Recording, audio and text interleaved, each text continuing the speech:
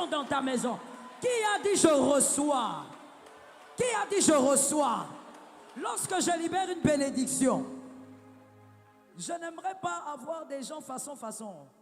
Je veux avoir des gens qui sont connectés, capables de prendre la bénédiction pour leur famille, de prendre la bénédiction pour leurs enfants.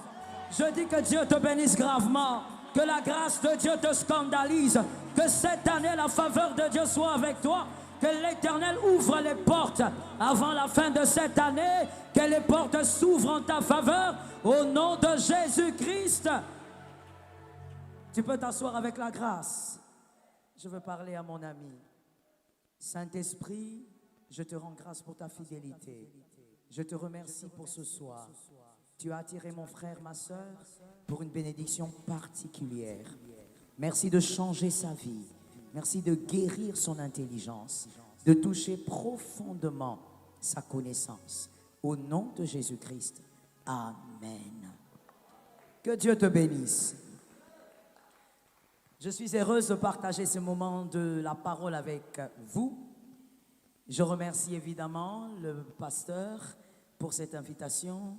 Que l'Éternel soit béni. Je remercie aussi les organisateurs et tous les départements qui ont travaillé pour que cette journée soit possible. Que Dieu n'arrête pas de t'arroser pendant ce séminaire. Ça commence aujourd'hui et ça va continuer de gloire en gloire par la grâce de Dieu. Il m'a été demandé de parler de cette thématique, mon choix de conjoint pour une vie d'adoration. Prenons la Bible, Genèse 2, 23. Genèse 2, 23. Mon choix de conjoint pour une vie d'adoration. Genèse 2, 23. Je lis au nom de Jésus. Et l'homme dit, voici cette foisselle qui est os de mes os et chair de ma chair. On l'appellera femme parce qu'elle a été prise de l'homme. Amen. Je reprends la lecture pour celui qui était distrait. 23. Et l'homme dit, voici cette foisselle qui est os de mes os et chair de ma chair. On l'appellera femme parce qu'elle a été prise de l'homme. Amen. Je dis à quelqu'un ici d'emblée, par rapport à ce verset, il y a 3 piliers à respecter en ce qui concerne l'amour. 3 piliers à respecter que Adam nous a si bien révélés. 3 grands piliers à respecter pour faire un choix intelligent. Que quelqu'un me dise intelligent. Pour faire un choix intelligent, parce que monsieur le célibataire, mademoiselle la célibataire, il faudrait être capable de faire un choix intelligent. Pour aller loin dans sa vie de couple, réaliser la volonté de Dieu, il faudrait faire un choix intelligent. C'est-à-dire, c'est un choix qui va bien au-delà des émotions. Et les 3 piliers, nous le ressortons de ce verset. Le premier pilier, dans ces phrases, nous constatons ceci d'abord. Il y a de l'admiration. Que quelqu'un me dise admiration.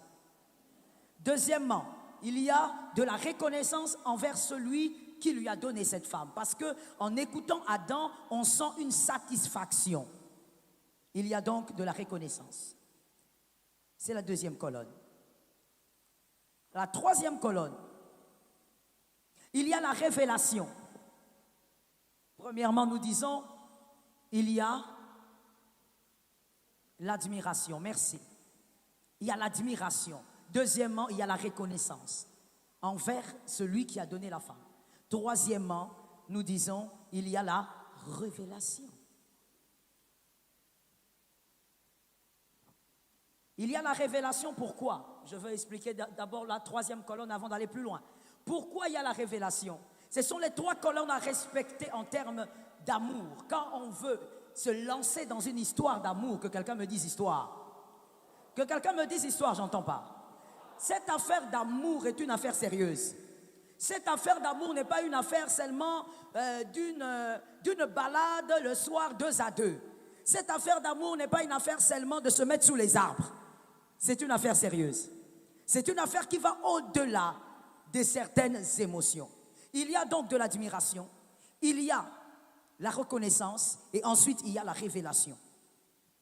La révélation, pourquoi? Lorsque Ève se présente devant Adam, les yeux d'Adam s'ouvrent, les yeux de la révélation s'ouvrent. Je vais d'emblée dire à quelqu'un, quand tu dois entrer en amour, il faut que cet amour soit un amour qui t'ouvre les yeux. Je suis d'accord avec toi, mon frère. Il faut que cet amour t'ouvre les yeux. Est-ce que je suis en train de parler aux jeunes ici? Si je parle aux jeunes, alors ne fais pas semblant, donne-moi un amen. Voilà. Il ne faut pas faire comme si tu ne connais pas de quoi je parle. Et donc, il faut que les yeux s'ouvrent. Regarde ce qu'Adam a dit. Adam a dit, voici cette fois celle qui est os de mes os, chair de ma chair. Qui lui a dit que Ève était faite de son os? Ce n'est pas écrit. Qui lui a dit que Ève avait été créée par sa côte? Il n'y a pas un verset qui le montre. Mais Adam a eu une révélation. Le voile s'est brisé parce qu'il avait rencontré la femme de son histoire. Est-ce que quelqu'un m'entend bien? Je vais directement vers ce troisième point pour dire, quand tu entres en amour, je parle d'abord des 3 piliers d'amour. Quand tu entres en amour, mon frère, il faut d'abord qu'il y ait de l'admiration pour ce que tu veux faire là. Deuxièmement, il faut qu'il y ait de la reconnaissance pour le Dieu qui t'a donné cette femme. C'est ça même le choix qui amène à l'adoration. Et troisièmement, cet amour doit t'ouvrir les yeux. Tu dois mieux voir, par la grâce de Dieu, que ça tombe sur une âme. Parlons du premier pilier en profondeur. C'était quoi le premier pilier? Merci, je sens qu'il y a l'onction à gauche. Il y a de l'admiration. Mon frère, dans l'affaire d'amour, ma sœur, quand il faut choisir un conjoint, tu dois choisir ce que tu admires. Et quand je parle de l'admiration, je suis d'abord à l'extérieur. Frère trop spirituel, je te ramène un peu sur terre. Je parle ou je laisse? Je parle ou je laisse? Je te ramène d'abord sur terre. Toi qui aimes trop l'intercession, là, tu parles beaucoup en langue là-bas. Ça, c'est pas les histoires de parler en langue. L'admiration. Adam n'a pas dit voici cette fois celle parce qu'il avait écouté l'intelligence de Ève. Adam a parlé parce que la beauté extérieure de Ève l'avait attiré. Tu ne peux pas te marier avec ce qui ne t'attire pas. On ne se marie pas par contentement. On ne se marie pas par faute de mieux. Non, parce que la femme que je voulais avoir, le genre de taille que je voulais, comme je n'ai pas trouvé, je prends même celle-ci. On n'accepte pas le contentement dans cette histoire. C'est une histoire de toute une vie. Tu ne dois pas t'engager dans une affaire où tu supportes la beauté que tu vois. Tu ne dois pas supporter, tu dois admirer. Est-ce que quelqu'un m'entend?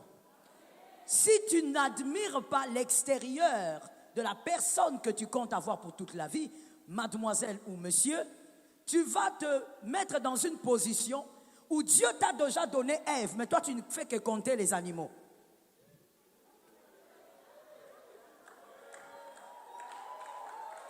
Je parle ou je laisse? C'est-à-dire quand Ève est arrivée, Adam a arrêté de compter les animaux. Adam a dit, ok, ça ce sont les animaux, mais celle-là, c'est ma chair. Mais toi, tu auras une femme, monsieur, tu seras toujours en train de compter les animaux. Parce qu'en réalité, en dehors de ta femme, toutes les autres femmes là,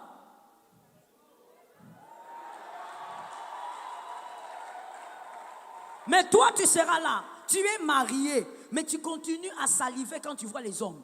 Quand les hommes passent là, le cou veut se casser. Mais tu as un mari. Tu es mariée, madame, mais tu continues à regarder les hommes d'autrui. Parce qu'au fait, toi, tu t'es mariée parce qu'à l'église, on avait dit, oui, cet homme-là, si vous êtes ensemble, vous allez bien évangéliser. On ne se marie pas d'abord pour évangéliser. Même pour évangéliser, il faut d'abord que la personne avec qui tu seras, que tu sois capable d'admirer l'extérieur. Que quelqu'un me dise extérieur. Dieu n'est pas contre l'extérieur. Il ne faut pas croire que l'onction tue la beauté. L'onction n'est pas contre la beauté. L'onction même, c'est la beauté. Est-ce que quelqu'un m'entend bien? L'onction même, c'est la beauté. La Bible parle de plusieurs hommes dans la Bible en disant qu'il était très beau. L'onction n'est pas contre la beauté. Il ne faut pas seulement te dire, non, la femme que je dois choisir doit être la meilleure chanteuse de l'église. Papa, dans le mariage, elle ne va pas te chanter des chansons. Il faut d'abord que quand toi-même tu veux sortir avec ta femme, tu es fier. Quand elle s'habille, tu la regardes, tu dis, voici cette fois celle.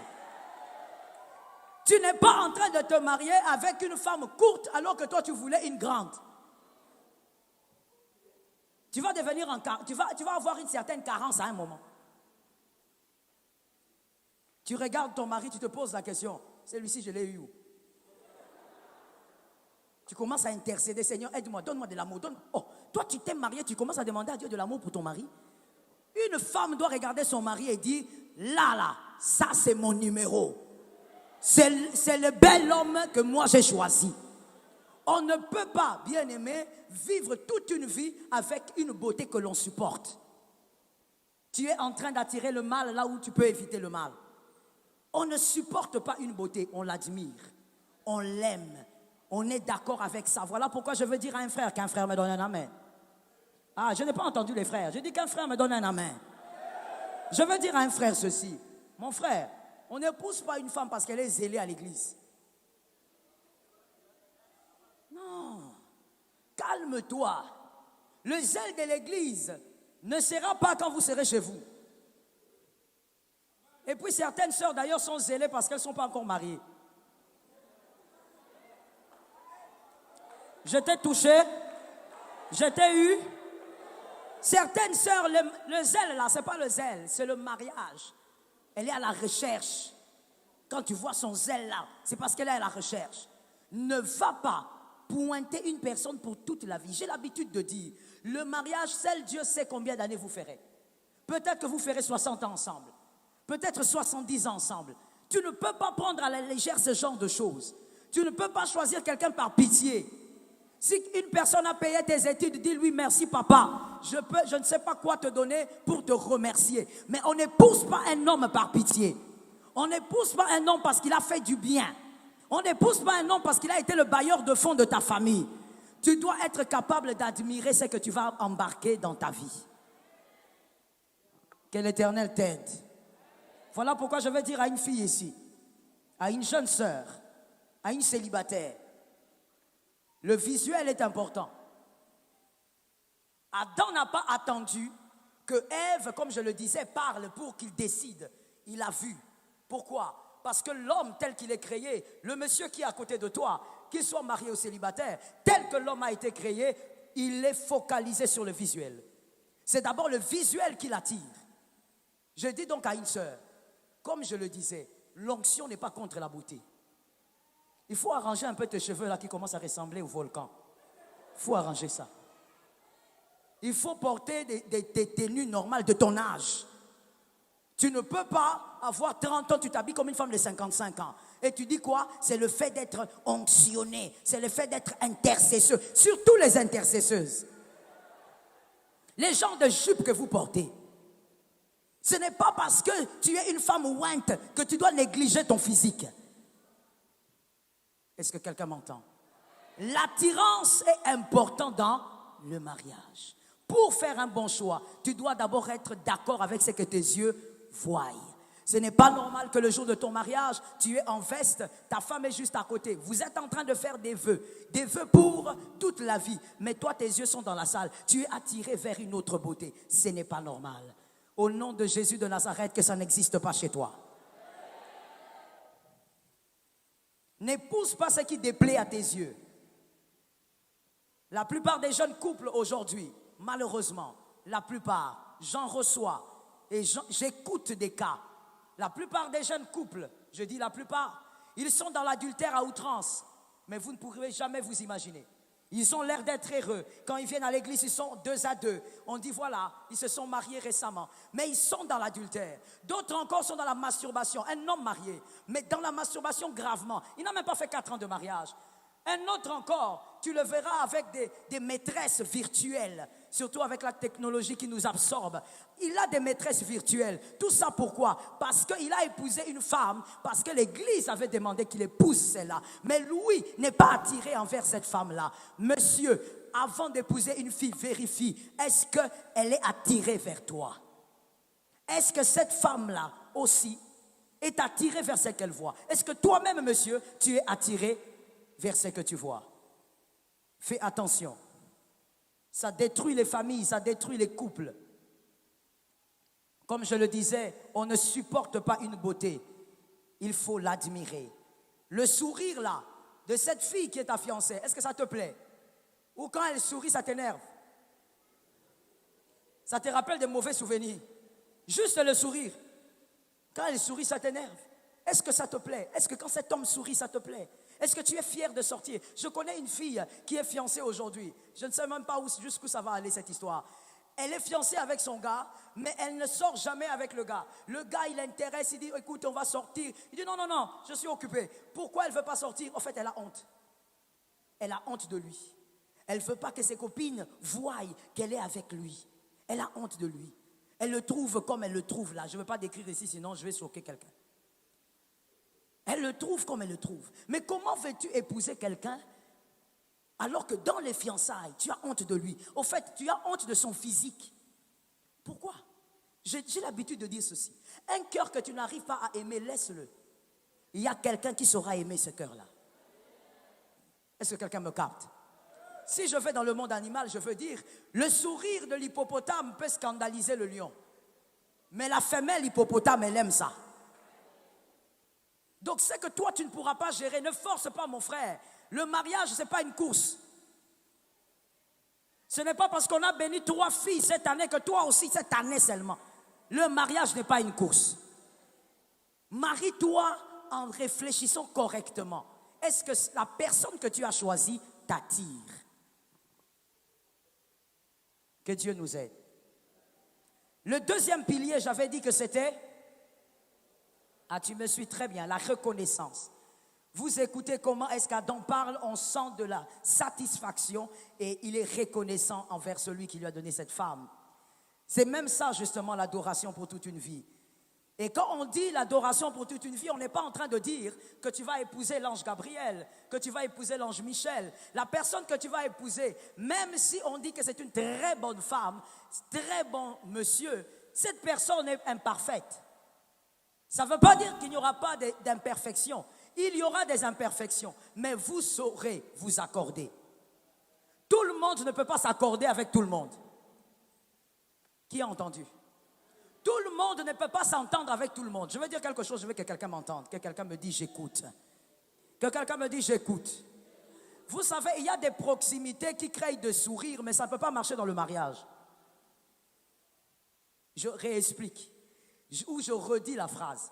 Il y a des proximités qui créent le sourire, mais dans le mariage, ça ne peut pas marcher. Vous êtes ensemble dans le département de l'intercession. Supportez-moi les intercesseurs.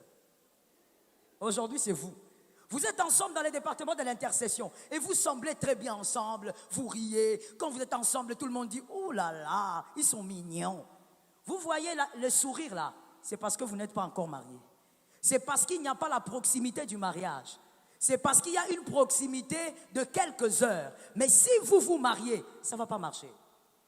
Il y a des gens qui commettent l'erreur en disant « Nous nous entendons bien à l'église, dans la chorale ». Ah, surtout la chorale. Là-bas aussi, il y a des cas. Dans toutes les églises du monde, il y a des cas là-bas. J'ai l'habitude de dire, ils ont l'onction de David. Que Dieu vous délivre. Celui qui a entendu, a entendu. Dans la chorale. Non, vous voyez, on s'entend bien. Même quand on prie ensemble. Ce n'est pas parce que vous vous entendez bien à l'église que vous serez forcément bien mari et femme. On peut bien rire ensemble pendant des heures sans être bien ensemble pour des années. Je reprends ça pour celui qui est intelligent. On peut bien être ensemble pendant des heures, rire harmonieusement pendant des heures, mais sans être fait pour être ensemble pour des années. C'est l'erreur que plusieurs jeunes ont commis. Et aujourd'hui, je ne sais pas, les autres pasteurs, ce qu'ils ont remarqué, mais moi, ce que j'ai constaté avec les couples, les jeunes couples que je reçois, jamais comme avant, il y a des divorces au milieu de la jeunesse. Des jeunes, même pas 5 ans, ils divorcent. Et divorce sérieux. Ce n'est pas divorce des blagues. Sérieux, chacun se sépare. Incroyable. Pourquoi? Parce qu'on n'a pas respecté le choix intelligent. Ce n'est pas parce qu'on rit ensemble en rentrant à la maison sur la moto. Elle se met au milieu, toi tu es derrière. Vous riez tout au long jusqu'à l'arrivée qu'elle sera forcément une bonne femme pour toi. Que l'Éternel t'aide. Et donc, voilà pourquoi dans ce domaine, il faut absolument associer la prière. Il faut que le Saint-Esprit te rende capable aussi de voir c'est que les yeux ne peuvent voir. Le Saint-Esprit doit être pour toi un grand soutien. Je veux dire à un homme ceci, que les hommes me donnent un amen. Voilà, ça c'est l'amen vraiment. Je dis ceci. On a constaté quelque chose en Afrique, c'est que les hommes prient moins pour le mariage. Ce sont les femmes qui prient beaucoup. Alors que mon frère, si toi tu épouses une mauvaise femme, ta destinée est bousillée. Si tu épouses une mauvaise femme, même ta vie avec ta famille est bousillée. Si tu épouses une mauvaise femme, tu vas nourrir des enfants, mais ces enfants finiront un jour par devenir tes adversaires. Tu as beaucoup à perdre, monsieur. S'il y a quelqu'un qui doit pleurer pour le mariage, ce sont les hommes. Tu dois pleurer pour que Dieu, Christ te fasse grâce, que tu fasses un choix intelligent. Est-ce que quelqu'un m'entend? Un chef peut être un bon leader, mais s'il n'a pas de bons suivistes, il est fini. Son leadership n'aura pas de couleur. Un bon leader, c'est celui aussi qui a des hommes capables derrière lui pour rendre le travail. Sinon, ton leadership n'aura pas de sens. Et toi, monsieur, tu es chef d'une famille. Même si tu n'es pas encore marié, tu deviendras chef. C'est toi le chef de la famille. Tu dois donc te rassurer que la personne que tu prends dans ton bateau ne va pas sauter du bateau avant le temps. Que la personne que tu prends dans la barque n'aura pas peur du vent violent de ta vie. Que l'Éternel aide quelqu'un. Le troisième pilier, c'était quoi? La révélation. Écoute-moi très bien, mon frère. Tu dois savoir que le mariage, le choix, avant même d'arriver au mariage, le choix que tu fais ne doit pas t'amener à régresser. Tu ne peux pas faire un choix, mademoiselle, qui t'abrutit. Tu ne peux pas faire un choix qui te fait reculer 5 pas, 10 pas en arrière. Le monde a dit reculer pour mieux sauter. Mais dans le mariage, ça ne s'applique pas toujours. Parce que tu vas reculer, tu épouses un homme, tu avais déjà certaines valeurs, tu avais déjà une certaine perception de la vie, mais tu épouses un homme qui te fait reculer. Tu épouses un homme qui t'abrutit. Tu épouses un homme qui vient dans ta vie, mademoiselle, que les demoiselles me donnent un amen. Que je parle d'abord à ces demoiselles-là. Tu épouses un homme qui vient. Tout ce que cet homme a, ce sont ses habits.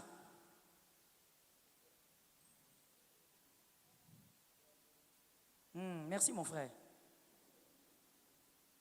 Tout ce qu'il a, ce sont ses habits. Il vient dans ta vie, il sait que tu travailles.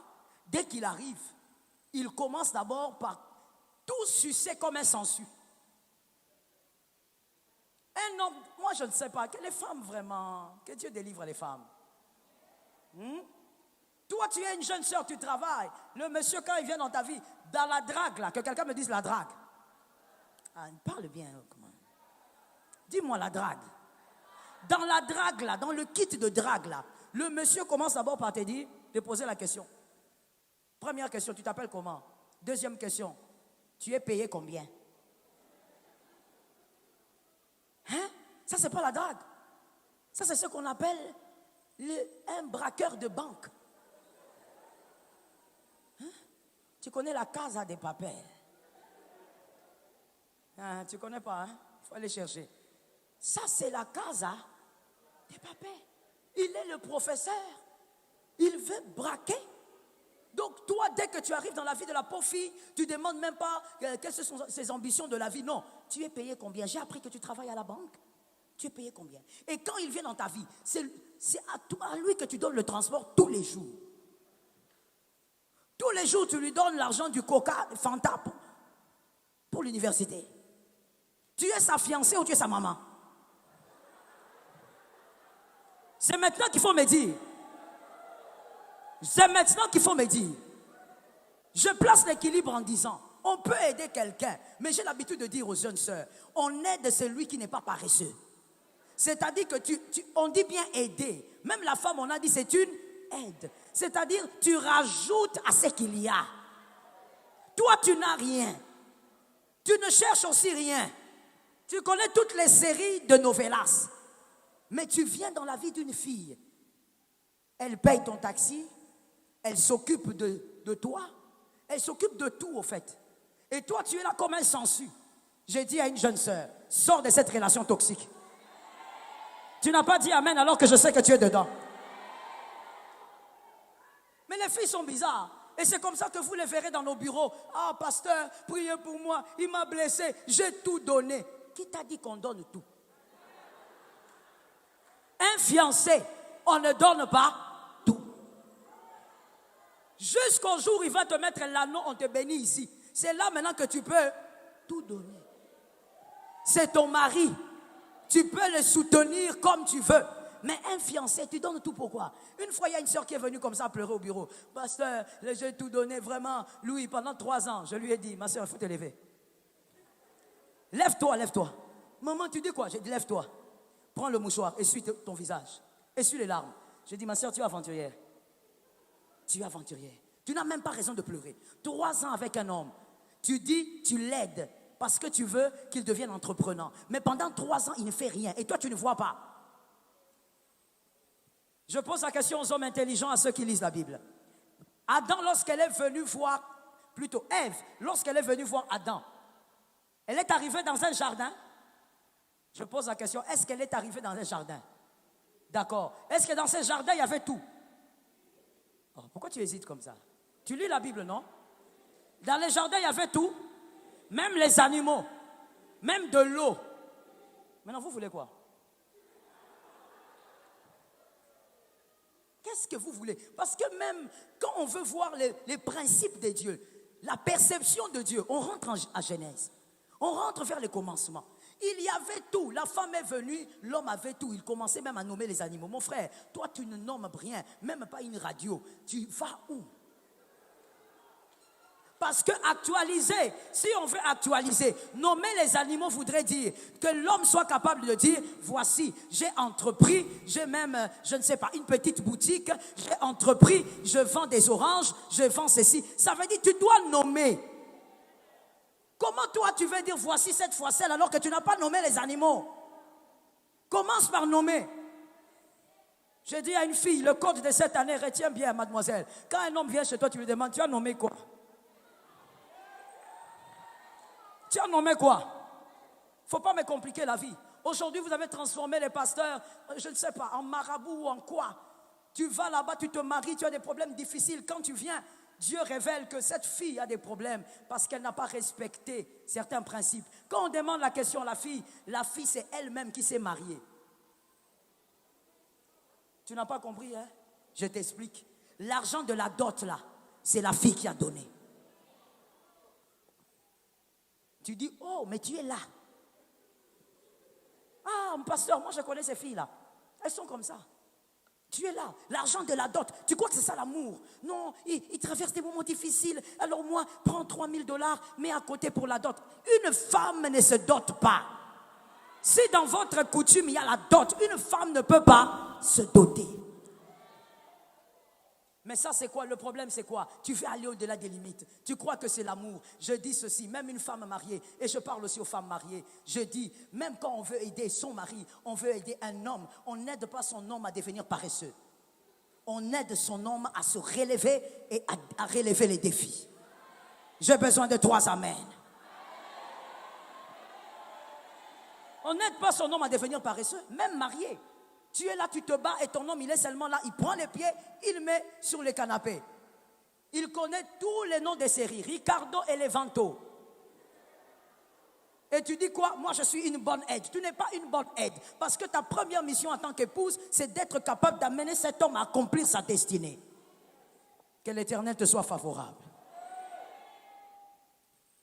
Je dis donc à quelqu'un que l'Éternel te permettre, te donne la rêve. Quand tu rencontres quelqu'un, cette personne ne doit pas t'abrutir. Cette personne ne doit pas te regresser. Cette personne doit te propulser. On rencontre quelqu'un pour que les bonnes choses que l'on a s'amplifient.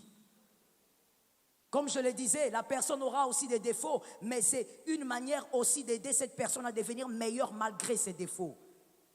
On ne rencontre pas une femme, un homme pour quitter le niveau 10 vers le niveau 5. Et tu dis, non, c'est comme ça, c'est toujours dur. Mon frère, pourquoi tu es dans des logiques un peu bizarres? David, c'est David. Salomon, c'est Salomon. Celui qui comprend cette logique peut aller de l'avant différemment. David a commencé derrière les brebis. Salomon n'a pas commencé derrière les brebis. Salomon, lui, il a commencé sur le trône. Chacun a sa destinée. Ton grand-père a commencé, bah, tu n'es pas ton grand-père. Oh. Les concernés sont venus. Cette logique-là, il faut être délivré de ça. Non, vous savez, tout commence tout petit. Ça dépend. Le petit de Salomon n'est pas le petit de David. Ça dépend. Et tu n'es pas obligé de commencer comme ton père avait commencé. De commencer avec les chaises, je ne sais pas, vertes là ou quoi là. Tu n'es pas obligé. Tu as ton parcours, tu as ta destinée. Tu peux commencer à 10, tu peux commencer à 20. J'étais en train de parler à quelqu'un. Tu peux commencer à 30. Tout dépend de ta détermination, de ta foi. Est-ce que quelqu'un m'entend? Tu dois refuser de rencontrer quelqu'un. Même toi, tu aimais la Bible, tu avais une certaine avancée, même par rapport aux choses de Dieu. Mais tu trouves quelqu'un qui te ramène en arrière. Qui commence à te dire tout le temps à l'église là-bas, vous faites quoi là-bas? Est-ce que tu crois que ça va faire quelque chose? Ça, c'est quel genre de personne? Qui te ramène en arrière? Vous avez répétition, toi tu es zélé pour la répétition. Elle, quand elle vient, elle te dit, ah viens, on va aller à la plage. Vous allez aussi là-bas au fleuve là-bas, on vous attrape. Une personne comme ça.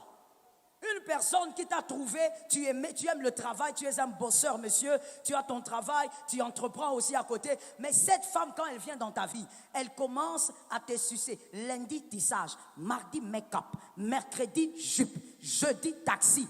Depuis qu'elle t'a rencontré, elle ne prend que des taxis express. Même tes économies, elles commencent à y toucher. Les lundis, c'est la maman qui est malade. Mardi, c'est la grand-mère. Mercredi, l'arrière. Tu commences à sortir tout. Pourquoi? Parce que tu as quelqu'un qui ne veut pas avancer, mais qui veut te ramener en arrière. On ne fait pas un choix qui regresse. On fait un choix qui vous propulse. Ça tombe sur ta vie au nom de Jésus. Tu dois faire un choix qui te propulse. Tu étais à 0, tu montes. Vous savez, je vais ouvrir même une parenthèse pour dire, quand on parle de propulser, on parle même de cette amplification intellectuelle. Tu ne peux pas faire un choix. Toi, monsieur, tu as des ambitions, tu dis, voilà, tu fais un petit commerce parce que tu veux payer tes études, tu n'as personne pour le faire, mais tu veux arriver jusqu'à avoir ton doctorat un jour, tu veux être peut-être professeur en droit, tu te bats pour ça, tu as des ambitions. Mais tu rencontres une fille qui te dit, les études là c'est quoi? Ça fait quoi? Moi mon papa n'a pas étudié. Si ton papa n'a pas étudié, c'est ton papa. Lui, il veut aller jusqu'au doctorat. Quelqu'un comme ça, tu ne peux pas faire chemin avec. La personne va toujours te tirer vers le bas. Que l'Éternel t'aide à avoir un homme ascenseur. Une femme ascenseur. Une personne qui te hisse vers le haut. Est-ce que quelqu'un m'entend? Une personne qui est capable de te prendre et de te faire monter, même intellectuellement parlant. Merci beaucoup. Si vous avez des questions, vous pouvez déjà les écrire et les protocoles vont nous aider à les récupérer. Vous écrivez vos questions si vous en avez. Tu dois prier pour que tu ne rencontres pas quelqu'un qui te déforme négativement, te déforme totalement. Même ta famille se rend compte que tu n'étais pas comme ça.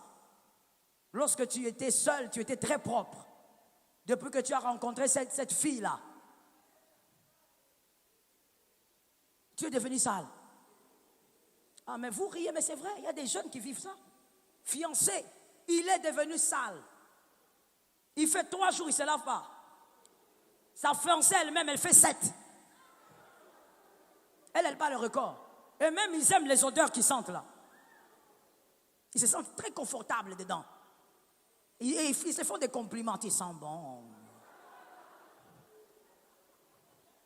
Ta maman ne t'avait pas éduqué comme ça. L'éducation de ta maman, tu étais poli, tu savais dire pardon, t'excuser. Tu as rencontré une fille. Est-ce que je parle ou je vais choquer? Ah, lui, il a bien répondu, il a dit choquer. Moi, j'aime ça. Je choque, je réchoque. C'est comme tu veux, mon frère. Si tu es fâché, ce n'est pas toi qui m'as invité. J'ai dit ceci. Toi, tu vas épouser une femme. Ta mère t'a bien éduqué, monsieur. Mais tu vas prendre une femme sauvageonne. Ça veut dire, elle ne sait pas dire pardon aux gens. Elle ne sait pas s'excuser. Elle ne sait pas dire merci. Elle ne sait pas même dire bonjour quand elle arrive dans la répétition. Ça veut dire, tu as l'impression...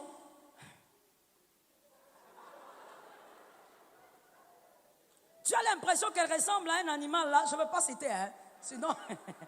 Là, un animal là qu'on voyait généralement quand on était petit là, qui avait une tête rouge. C'est toi qui as dit. Elle est là comme ça. Elle croit que c'est ça être quelqu'un. Ça veut dire elle a les bonnes mœurs, la bonne éducation à la poubelle. Toi, tu vas rencontrer une fille comme ça. Pourquoi? Parce qu'elle est très belle. Pourquoi? Parce que, maman, je me sens bien. Avec elle, elle me fait rire. Une fille qui prend l'éducation de ta mère et qui écrase ça. Ta mère t'a laissé à un stade. Prends une femme qui va te faire monter. Ah, je n'ai pas entendu les amens. Prends une femme qui va te faire monter. Une femme, même dans l'église ici, même les anciens savent que celle-là ne salue pas les gens. Elle ne salue, voilà. Elle dit c'est l'autorité. Elle a l'autorité féminine. Quand elle vient là, tu la salues, bonjour maman.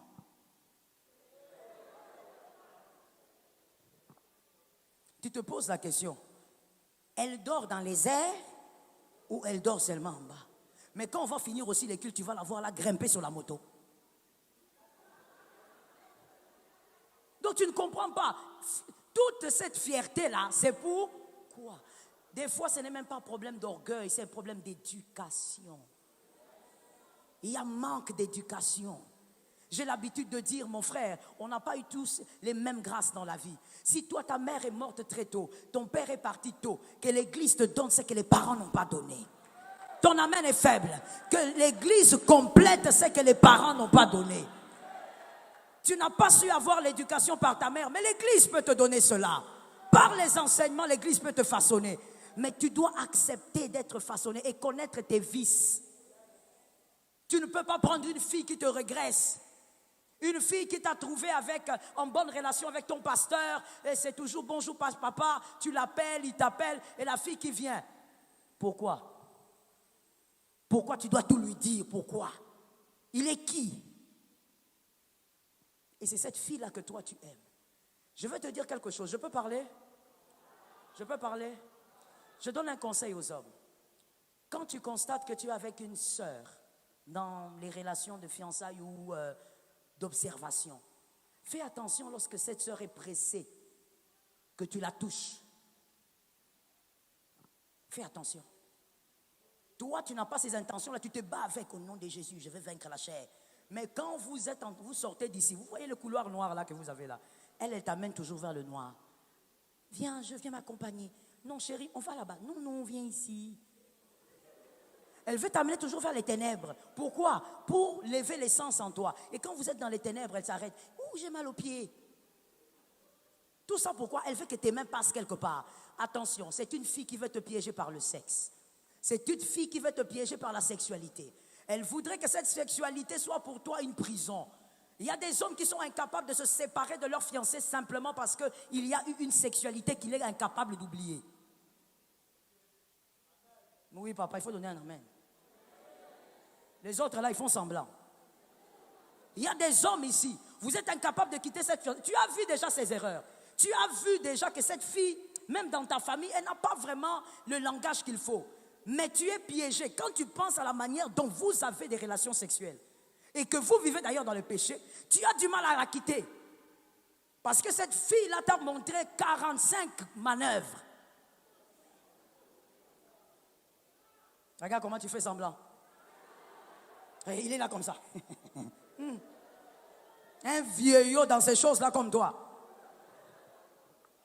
Tu es incapable de la quitter. Je dis, ce n'est pas le thème d'aujourd'hui, mais c'est une parenthèse. La sexualité est une grande clé qui ferme et qui ouvre.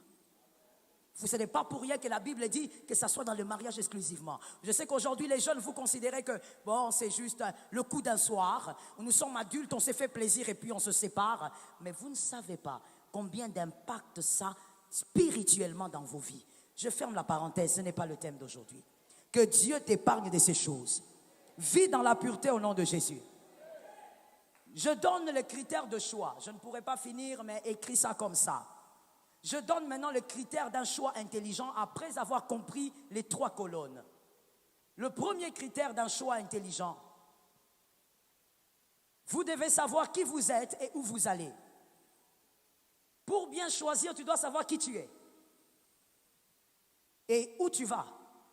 Adam a dit, voici cette fois-ci, l'os de mes os, chair de ma chair. Adam savait donc que lui était chair, il avait besoin de la chair. Il était os, il avait besoin des os. Comme je l'ai dit tout à l'heure, c'est une révélation parce que qui avait enseigné à Adam l'anatomie? Personne. Comment savait-il? La chair, oui, il pouvait voir sa chair. Il savait qu'il avait de la chair. Mais comment savait-il qu'il avait des os?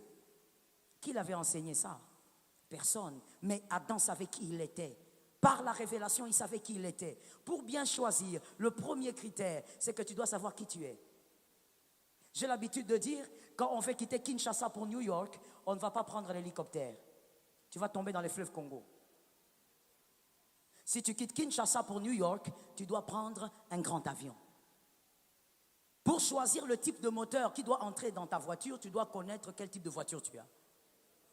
J'explique ça autrement. Pour connaître quel type de batterie il faut acheter pour ta voiture, tu dois connaître quelle est la puissance de ta voiture. Pour aller à la station, tout ça je suis en train de donner des éléments, j'espère que chacun est en train de se recadrer. Pour quand tu veux recharger ton réservoir, tu dois savoir c'est essence ou... Si tu ne sais pas, on te demande même essence, gasoil, toi tu es là, tu gares la voiture. Tout ce que tu sais c'est conduire. Si tu ne sais pas ce que c'est, comment est-ce que celui qui va recharger va deviner? Tu vas endommager ta voiture. Monsieur, le premier critère de choix, mademoiselle, je te pose la question, qui tu es? Si tu sais qui tu es, tu sauras qui mettre à tes côtés. Si tu sais qui tu n'es pas, tu sauras aussi qui n'est jamais mettre à tes côtés. J'ai l'habitude de dire, ce n'est pas toute femme qui peut vivre avec un homme très intelligent. Ce n'est pas tout homme aussi qui peut vivre avec une femme très intelligente. Il faut savoir qui tu es. Il faut savoir qu'est-ce que Dieu t'appelle à devenir sur terre. Toi, tu es un médecin et tu sais qu'en tant que médecin, tu seras très souvent absent. Et évidemment, qui ne le sait pas, que le médecin, c'est comme l'avocat, il parle avec des femmes, il parle avec des hommes. Mais tu vas épouser une femme qui est immensement jalouse. Où est-ce que tu es en train d'aller? Qui a des jalousies amères et des jalousies déplacées. Où est-ce que tu vas avec cette fille? Tu dois savoir là où tu vas. Il y a quelque chose des fois qui m'étonne. Je parle? Tu sais que tu as un appel ministériel, monsieur, mais tu vas mettre à côté de toi une fille qui s'habille comme si elle était une scriptiseuse. Il faut savoir ce que tu veux dans la vie. Non, maman, moi, ça me plaît. Oui, papa, je suis d'accord avec toi. On est dans l'équilibre. Ça te plaît, mais ça doit te plaire dans ta maison. Parce que tu es appelé à une responsabilité qui ne te permet pas de t'exhiber avec ces genres de personnes. Tu dois savoir qui tu es. Des fois, je vois des garçons qui font des choix. Tu regardes, tu tiens la tête quand ils sortent de ton bureau. Le problème, c'est quoi? Tu ne sais pas qui tu es. Dieu t'appelle à quoi sur terre? Et tu choisiras bien ta femme. Tu choisiras bien ton mari. Que l'Éternel nous aide. L'ignorance de soi et de sa destinée pousse à un choix suicidaire. Tu vas faire un choix suicidaire parce que tu ne connais pas qui tu es. Mademoiselle, si tu savais qui tu étais, tu n'allais pas permettre que tous ces hommes te tripotent comme ça.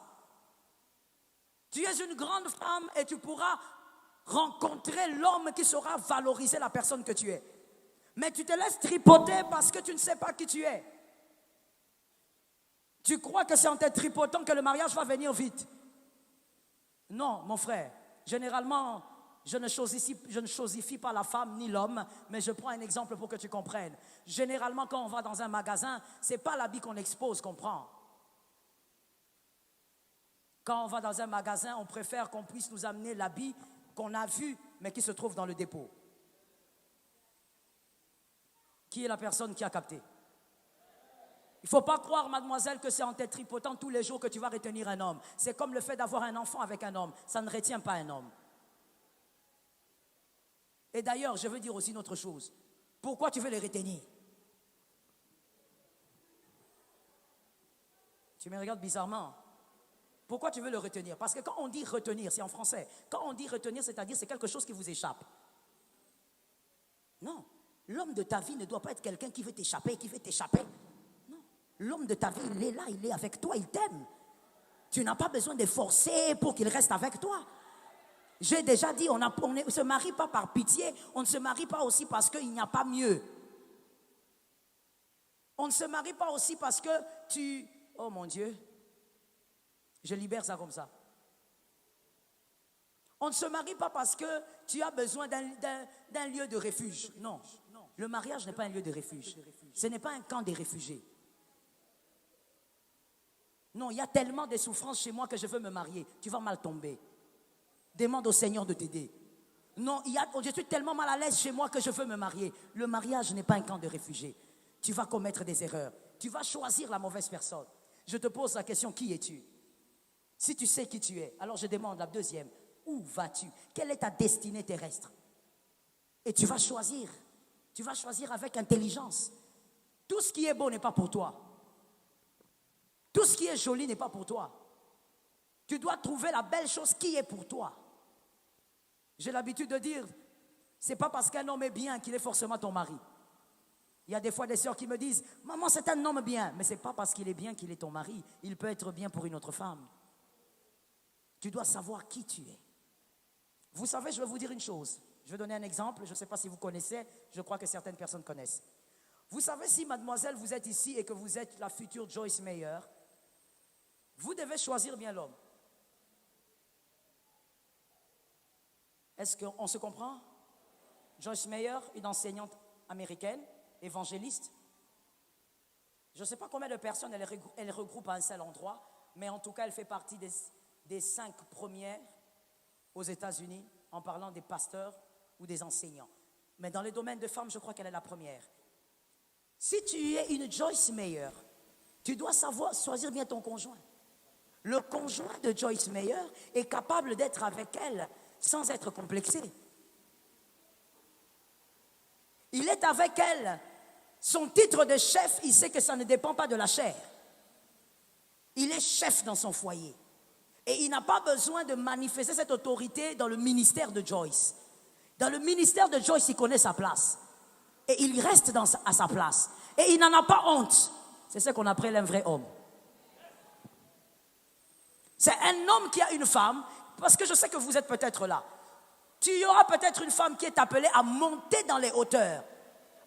Dans un domaine de sa vie ou de sa profession, elle ira très loin. Toi aussi, tu auras ton travail, mais elle, son nom va se faire entendre dans son domaine. Mais un vrai homme sait rester avec une femme comme ça, sans complexe. Moi, je connais un foyer qui s'est brisé parce que l'homme ne supportait pas ce genre de choses. La femme avait un grand succès dans son domaine. Elle avait 3 fois le salaire de son mari. L'homme commençait à se sentir complexé. À la maison, écoutez les langages de complexé. Bonjour chérie. Laisse-moi tranquille. Chérie, est-ce que tu peux... Tu joues avec moi? Oh. Qui a dit qu'on joue avec toi? Il n'y a pas de jeu ici. Personne ne joue avec toi. Au fait, tu es tout le temps à la défensive. Pourquoi? Tu as épousé une femme que tu ne peux pas supporter. Tu as épousé une femme qui te dépasse. Tu dois savoir où tu vas. Et tu vas mieux choisir. C'est déjà aujourd'hui que tu dois choisir, mon frère. Est-ce que tu es capable de supporter une femme qui est admirée par plusieurs? Est-ce que tu es capable de supporter une femme qui travaille beaucoup?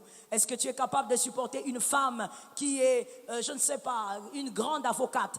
Tu dois savoir qui tu es et qu'est-ce que tu pourras supporter. Et l'Éternel te rendra capable. Je suis d'accord avec toi.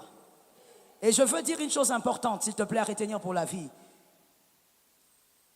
Tu dois savoir qu'en dehors du fait que tu dois bien voir qui tu es et où tu vas, le deuxième critère à ne jamais négliger dans ta vie, quoi qu'il arrive, ce sont les valeurs spirituelles. Ne néglige jamais ça. Dans un foyer, on ne peut pas avoir 2 dieux. Dans un foyer, on ne peut pas avoir des différentes pratiques pour adorer Jésus. Souvent, ce sont les filles qui tombent dans ça. Non, pasteur, il est chrétien. Jésus aussi, on prie Jésus. Mais quelles sont les pratiques? On n'a pas les mêmes pratiques. Lorsque dans un foyer, il y a deux pouvoirs, vous allez ascenser l'autre et vous allez rabaisser l'un. Que Dieu vous délivre de ça. Ne choisis pas quelqu'un qui n'a pas les mêmes valeurs chrétiennes que toi. Il finira par te crucifier demain. Celui qui n'honore pas ton Jésus ne t'honorera pas. Celui qui a du mépris pour ton Jésus, il aura du mépris pour toi. Mademoiselle, c'est souvent vous qui tombez dans ce piège et c'est triste. Je pense que c'est parce que la femme est très émotionnelle. Tu tombes trop dans ce piège, mademoiselle. Tu vois un homme qui te courtise et qui te promet le mariage pour cette année. Mais cet homme-là ne veut pas entendre parler de ton église. Cet homme-là, quand tu parles de l'église, il dit ces aventuriers-là. Quand tu parles de ton pasteur, il dit allez là-bas, ce sont des vendeurs d'illusions. Mais de ton côté, il te chouchoute, il te cajole, il te borde. Et toi, tu te laisses tromper par ce qu'il te fait. Écoute, celui qui n'a pas de respect pour ton Créateur finira par t'humilier. Je suis d'accord avec ces amens. Celui qui n'a pas de respect pour le Dieu que toi tu connais finira par t'humilier. Tu ne peux pas entrer dans un mariage avec un homme, une femme qui n'a pas de respect pour les valeurs chrétiennes. Il doit honorer le Christ. Vous devez avoir la même adoration dans la maison. Généralement, lorsque les gens se marient, ils ne pensent qu'à aujourd'hui, le jour du mariage, la robe, la veste, je ne sais pas, les fanfares, la limousine. Vous ne pensez qu'à la cérémonie. Le mariage, ce n'est pas la cérémonie. Non. Le mariage, c'est lorsqu'on va tout finir ici et que vous commencez votre vie. Là, vous avez commencé le mariage. Et c'est là maintenant que les choses vont se dessiner. Vous devez adorer un même Dieu. Je dis à quelqu'un, sors de l'irresponsabilité. Merci. J'ai besoin encore des amens. Je dis à un homme, une femme, sors de l'irresponsabilité. Le mariage est aussi le lieu que moi j'appelle le piste d'atterrissage des destinées. C'est la piste d'atterrissage des destinées. Dieu a choisi le mariage pour faire descendre les âmes, les enfants que tu as. Mon père avait l'habitude de dire, les enfants que Dieu m'a donnés, je ne suis que le gérant, mais ils appartiennent à Dieu. Et c'est vrai, les enfants que Dieu vous donne, monsieur, vous avez beau dire ce sont mes enfants, mais en réalité, ce sont des destinées que Jésus vous a confiées. Ces enfants-là ont une destinée. Vous n'avez pas le droit de blaguer avec leur destinée parce que c'est vous qui les avez engendrés. Tu dois respecter leur destinée. Quel Dieu tu vas donner à tes enfants? Samuel a été donné à Dieu parce que Elkana aussi allait au temple. Quelqu'un lit la Bible? Samuel, il y a des gens quand je dis Samuel, ils demandent Samuel c'est qui? Ce n'est pas le nouveau ancien de l'église, il faut lire la Bible. Samuel a été donné à Dieu, très petit, bébé pratiquement. Parce que Elkana, le mari de Anne, lui aussi allait au temple. Si Elkana n'allait pas au temple, il allait dire à sa femme, tu es folle. Tu as pleuré pour un enfant, Dieu te donne, maintenant tu vas aller déposer l'enfant, rentrer main vide. Mais pourquoi l'enfant est parti? Parce que Elkana aussi montait au temple. Je dis à quelqu'un, si tu veux que tes enfants vivent une destinée glorieuse sur terre, vous devez être dans un mariage où vous adorez un seul Dieu. Cet amen est bizarre, donne-moi un amen. Où vous adorez un seul Dieu, Jésus de Nazareth. Et c'est là que vous allez prendre vos enfants, vous allez en faire une armée de héros. Je parle ou je laisse. Je sens une onction, je parle ou je laisse. Vous allez en faire une armée de héros. Vous allez en faire une armée dont le Congo aussi a besoin.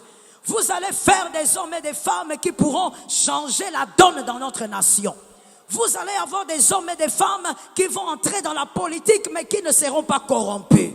J'ai besoin d'un autre amen. Quand je parle de ta nation, tu me donnes un amen. Tu auras des hommes et des femmes que toi tu vas façonner. Moi j'ai l'habitude de dire, la famille, c'est plus que le KGB. Toi tu négliges la famille, tu crois qu'on se marie seulement, on se marie parce que tu as besoin de la sexualité, tu te maries. Mon frère, la famille est un mystère. Là-dedans, nous formons des hommes d'avenir, nous formons des femmes d'avenir, des personnes qui vont relever la nation, des personnes qui seront justes, des personnes qui ne vont pas voler dans le trésor public. Tu dois donc choisir un homme, une femme qui croit au même Seigneur que toi. Tous les soirs, tu prends tes enfants, tu les bourres de Jésus. J'ai l'habitude de dire, l'enfant ne grandit pas qu'avec le lait et avec une bonne école. L'enfant, il faut le bourrer de Jésus. Avant de dormir, Jésus. Au réveil, Jésus. En grandissant, Jésus. Même aux anniversaires, Jésus. Quand cet enfant grandira, il fera partie des élites de cette nation. Je croyais que je parlais à un homme responsable. Je parle à une femme responsable. Pour ton enfant de Jésus.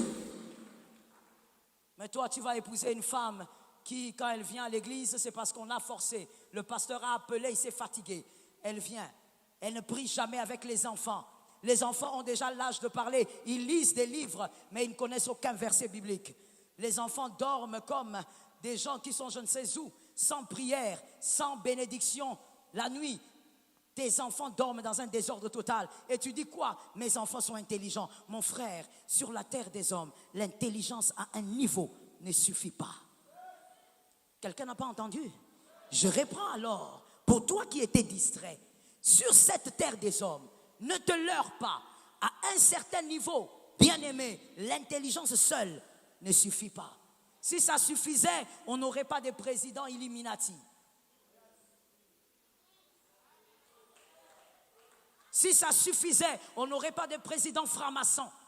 Pourquoi ils le sont devenus? Parce qu'ils ont compris que malgré l'intelligence, malgré les compétences, à un moment donné, il faut un appui spirituel. Mais moi, je dis à quelqu'un, l'appui spirituel que toi tu as, il est plus grand que les Illuminati, plus grand que les francs-maçons. Je parlais de Jésus maintenant. Il est plus grand que toutes ces choses. Donne tes enfants Jésus. Donne tes enfants Jésus. Que quelqu'un me dise Jésus le matin. Regarde comment tu parles fatigué. Dis-moi Jésus est le matin. Jésus le soir. Jésus toute la vie. Mon frère, écoute-moi. Si tu épouses une femme qui adore le Jésus que toi tu adores, de la manière dont vous le concevez, même si dans la vie, vous ne laissez pas aux enfants des buildings, vous ne laissez pas des comptes en banque, vous les laisserez Jésus. Jésus. Et ce Jésus-là va les amener là où vous n'avez pas pu les amener. Ah, je croyais que je parlais à quelqu'un. Ce Jésus-là va les élever là où vous n'avez pas pu les élever. Tu les as laissés derrière les brebis. Jésus va les amener devant le trône. Ah, je croyais que je parlais. Tu avais laissé tes enfants derrière les brebis. Jésus va les positionner. Le mariage n'est pas un jeu. Le mariage n'est pas une blague. Voilà pourquoi le diable s'organise aussi à faire marier les enfants de Dieu. Il t'envoie une sorcière. Mon frère, ça existe, c'est une réalité. J'ai un fils spirituel, malheureusement, qui a couché avec une fille. Parce que quand on prêche, les jeunes n'entendent jamais. Il a couché avec une fille sorcière. 2 jours, c'était trop. La boutique qu'il avait, l'entreprise qu'il avait, la petite entreprise, est allée KO. Je n'étais même pas au courant. À mon retour d'un certain voyage, il me dit, maman, je n'ai plus rien. Je dis, quoi? Comment toi qui avais ça, qu'est-ce qui s'est passé? Il dit, je ne sais pas. Je dis, mets-toi à genoux, on va prier. Et quand on a prié, le Saint-Esprit a ouvert le voile. Que le Saint-Esprit ouvre le voile sur ta tête. Le Saint-Esprit a dit, ce garçon a couché avec quelqu'un. Je lui ai dit, monsieur, coupe la prière, regarde-moi, avec qui tu as couché quand je n'étais pas là. Il m'a regardé, il m'a dit, maman, c'est vrai, j'ai rencontré une fille, mais d'ailleurs, je ne la vois même plus. J'ai dit, le Seigneur me dit, tu as couché avec une sorcière.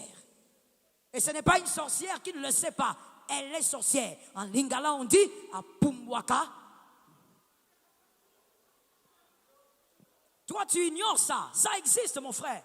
Une grande fille, comme tu la vois, bien habillée, bien parfumée. Mais la nuit,